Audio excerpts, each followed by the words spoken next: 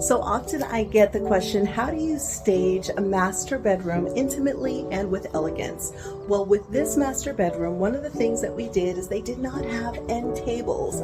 So the seller, she didn't want to buy them, she don't like them, but she put these lovely lanterns, and we put this little bit of a shelf above the place where a lamp would be to create that sense of height.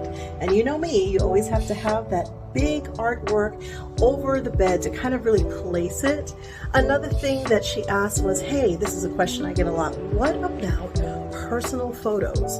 Well, in the master, that's a great place to put a few little personal photos. There is a wonderful LED screen that shows family photos. It's very intimate. It makes sense in the master, and also a beautiful wedding photo.